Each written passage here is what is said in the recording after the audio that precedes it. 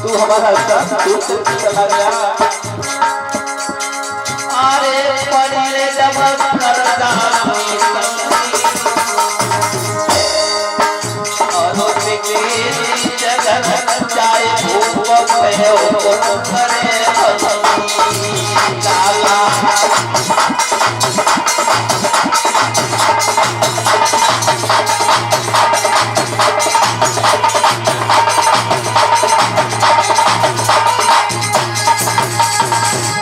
मैया इस तरह से रो रो कर बेचारी परेशान है मेरे लाल।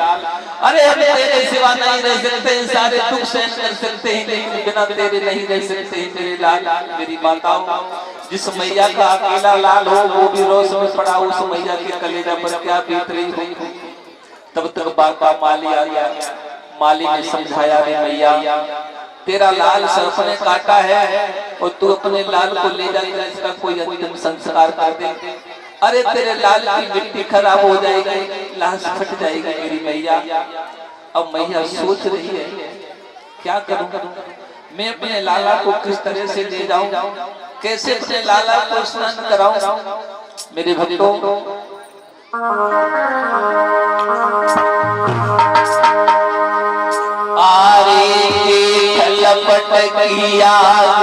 मेरे लाल अरे मुसीबत सब पे बड़ाई,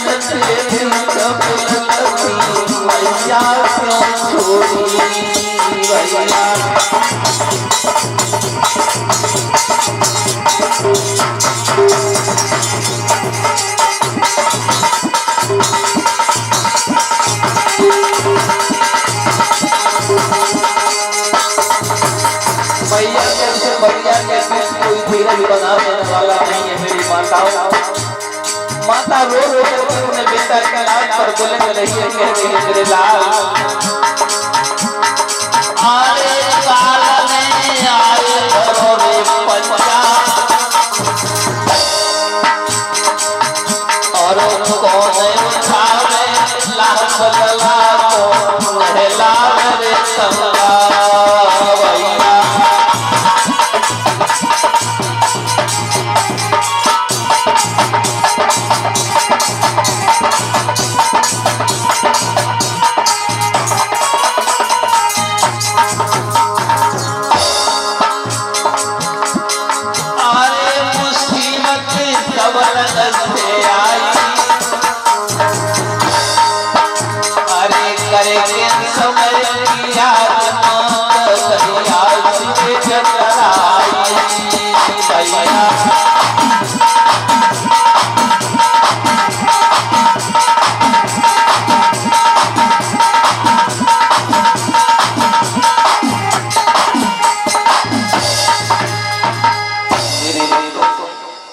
बड़ी मुसीबत से मैया ने बेटा की लाश को उठाया और बेटा की लाश को उठा करके मैया ने स्नान कराया। स्नान कराने के बाद मैया अपने बेटा की लाश को लेकर के मरघट के लिए चलती जा रही है।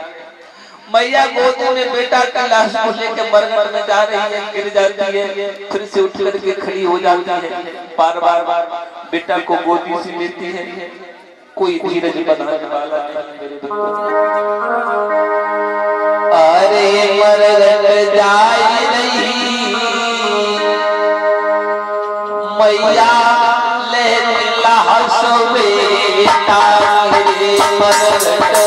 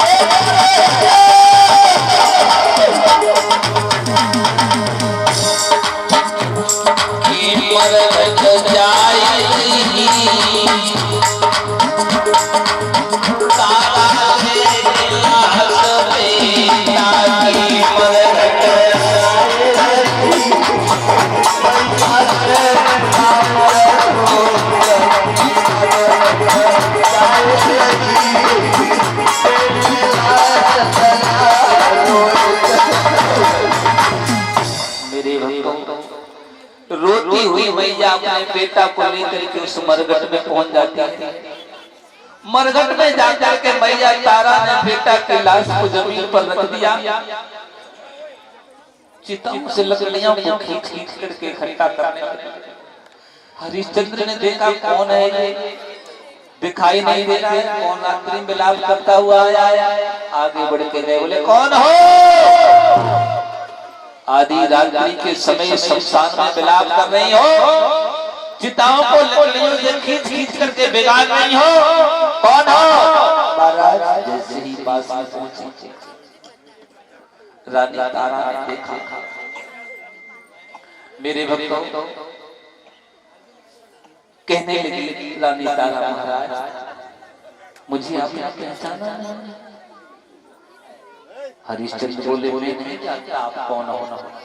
महाराज मैं तुम्हारी पत्नी हूँ रानी तारा। तारा लेकिन तू इस वक्त इस शमशान में? बोले हाँ महाराज, हमारा पुत्र जो रोहित था वो सर्प ने डस लिया, अब वो संसार में नहीं है, हमें तुम्हें छोड़ करके चला गया। एकदम से हरिश्चंद्र को वो बात याद आ जाती है जिस वक्त घड़ा नहीं उठवाया था रानी ने। एकदम से हरिश्चंद्र कहने लगे नहीं, तुम मेरी रानी तारा नहीं हो, ये मेरा बेटा रोहित नहीं है। रानी तेरा बेटा मर गया है मैं नहीं जानता, लेकिन पहले मुझे घर का टका चाहिए। मेरे भक्तों जब ये कही कि मुझे कल का टका चाहिए तो रानी कहने लगी महाराज क्या क्या मेरी आधी साड़ी फाड़ करके मैं बेटा का कफन बना करके लाई थी और तुम कर की बात कर रहे हो। हरिश्चंद्र कहने लगे रानी को बात याद रखो, तुमने मेरा घड़ा नहीं उठवाया था और ये कहा था कि मैं घड़ा नहीं उठवा सकती क्योंकि तुम एक सपत का घड़ा पहन लेते आते हो, मैं एक ब्राह्मण के घर से घड़ा लेके आता हूं। अगर तुम्हारा घड़ा छू लेंगे तो धर्म नष्ट हो जाएगा। रानी आज मेरा भी धर्म है, जब तक कर का टका नहीं लूंगा तब तक लाश नहीं जलने दूंगा। रानी रो करके बोली महाराज